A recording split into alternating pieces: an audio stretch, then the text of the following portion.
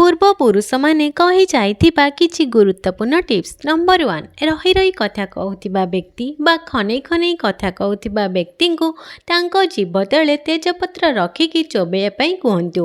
ଏହାଦ୍ୱାରା ରହି ରହି କଥା କହିବା ବା ଖନେଇ ହୋଇ କଥା କହିବା ଆଦି ଦୂର ହୋଇଥାଏ। ନମ୍ବର 2, କଞ୍ଚା କ୍ଷୀରରେ ଚିନି ମିଶାଇକି ଚେହେରାରେ ମସାଜ କଲେ ଚେହେରାରେ ଚମକ ଆସିଥାଏ, ତା ସହିତ ରଙ୍ଗ ବି ସଫା ହୋଇଥାଏ। ନମ୍ବର 3, ଗାଈ କ୍ଷୀର ପିଇବା ପାଇଁ ପସନ୍ଦ କରୁନଥିବା ଲୋକମାନେ ପ୍ରତିଦିନ ସୋୟାବିନ୍ ଏବଂ ପତ୍ରକୋବି ଖାଆନ୍ତୁ ଏବଂ ଶୀତ ଦିନରେ ଥଣ୍ଡା କ୍ଷୀର ନ ପିଇ ଉଷୁମ କ୍ଷୀରରେ ଗୁଜୁରାତି ଏବଂ ହଳଦୀ ମିଶାଇକି ପିଅନ୍ତୁ। ଏହା ଶରୀର ପାଇଁ ଅତ୍ୟନ୍ତ ଲାଭଦାୟକ ହୋଇଥାଏ। ନମ୍ବର 4, କ୍ଷୀରରେ ହଳଦୀ ମିଶାଇ ପିଇଲେ ହାଡ଼ ମଜବୁତ ହୋଇଥାଏ ଏବଂ ଆଣ୍ଠୁଗଣ୍ଠି ଯନ୍ତ୍ରଣାରୁ ଶୀଘ୍ର ଆରାମ ମିଳିଥାଏ।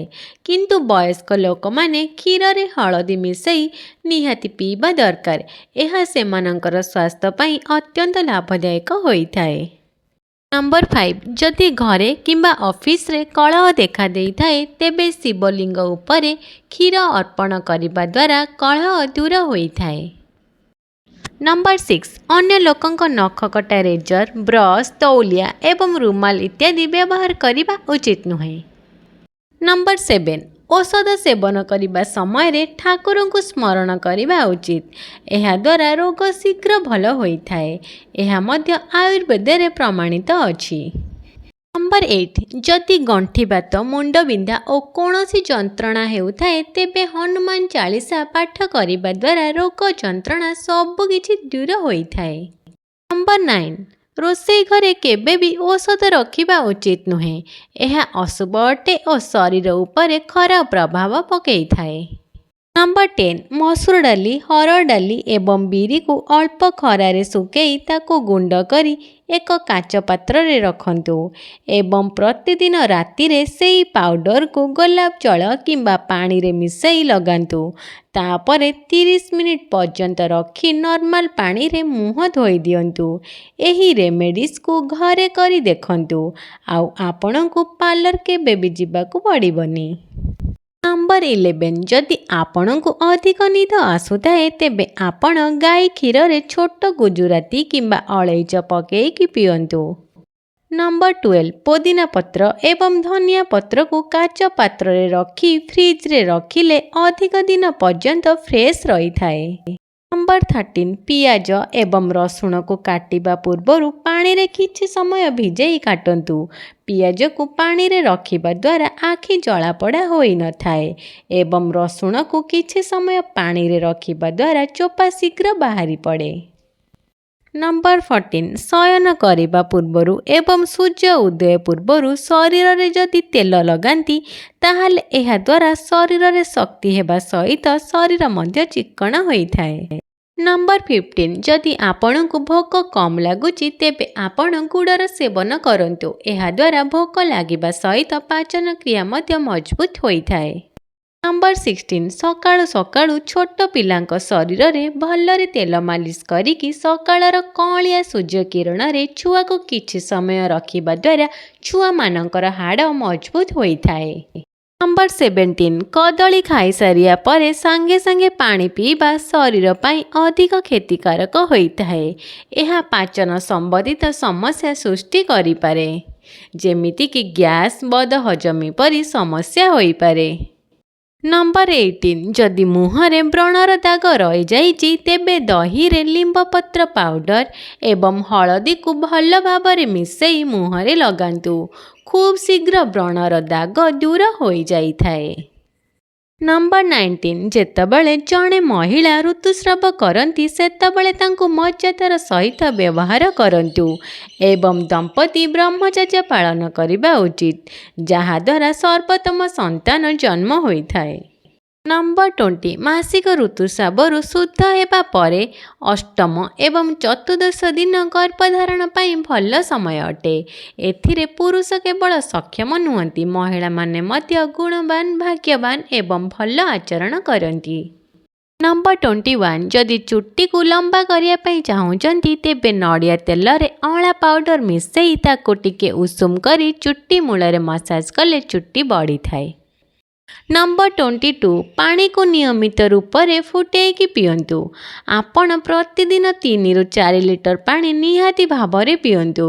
यह द्वारा शरीर हाइड्रेट रही थाए एवं चेहरा रे मध्य चमक आसी थाए। नंबर 23 टमाटो रस रे किछि बुंदा लेंबू रस, एक चुटकी बेसन और हलदी मिसई नियंतु। एही मिश्रण को आखिर चारि पाखरे लगे नियंतु। एही मिश्रण को सप्ताह रे अति कम रे 3 थर लगांतु। एपरि करिबा द्वारा कला दाग बा डार्क सर्कल धीरे धीरे कमी जिवो। आपणक चेहरा रे पुणी थरे चमक आसीबो। नंबर 24 काकुड़ी रस कला दाग पाई बहुत उपकारी। काकुड़ी को छोट छोट काटी आखि उपरे रखंतु। 15 मिनिट पर धोई दियंतु। एहीपरि नियमित करिबा द्वारा आपण काकुड़ीर उपकारिता अनुभव करि परिबे। नंबर 25 आखि तले जदि आपणकर कला दाग पड़ी कौनसी औषध बदल रे आलू को व्यवहार करंतु। राति रे सोइबा पूर्वरु चेहरा को भलरे सफा करंतु। एहा परे आलू को काटी आखि रे 20 ରୁ 25 मिनिट रखंतु। एहा परे चेहरा को धोई दियंतु। प्रतिदिन एहीपरि करिबा द्वारा आस्ते आस्ते आखि तलर कला दाग दूरेई जिवो। नंबर 26 आखि तले कला दाग पाई गोलाप जल को व्यवहार करंतु। भिजा तुला को आखिरे रखंतु। एहीपरि 10 मिनिट ही करंतु।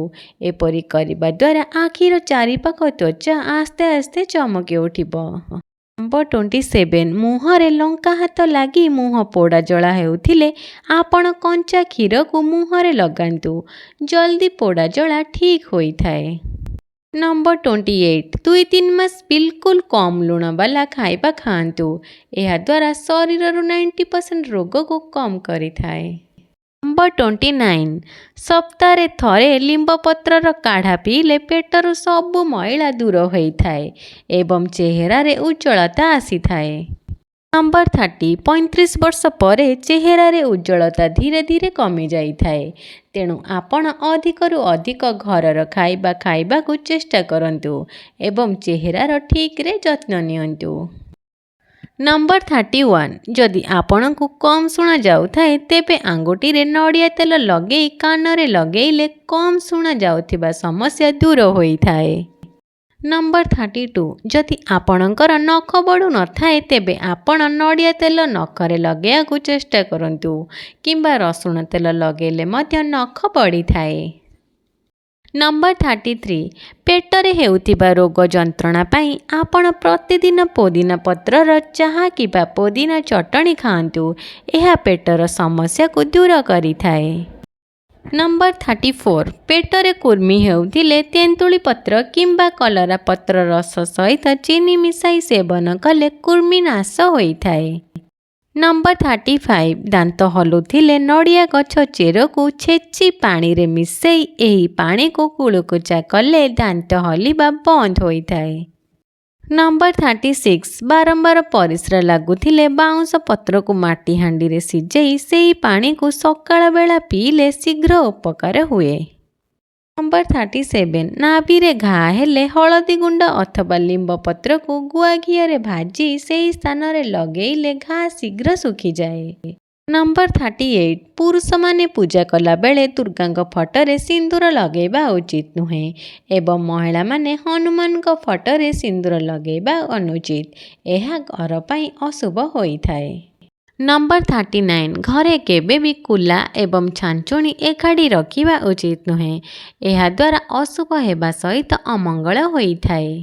नंबर 40 जदि काल सर्प दोष रही थाए किबा विवाह विलंब हेउथाए तेबे बाथरूम रे आलती कर्पूर रखिबा द्वारा मंगल होई थाए। यदि आपण मानकु मो भिडियोटी भल लागुथाए लाइक कमेंट और शेयर करिया को जमा भी भूलिबेनी। आउ जदि आपण माने मो चैनल को नुआ आछन गोटे सब्सक्राइब निहाती करि देबे। जय जगन्नाथ।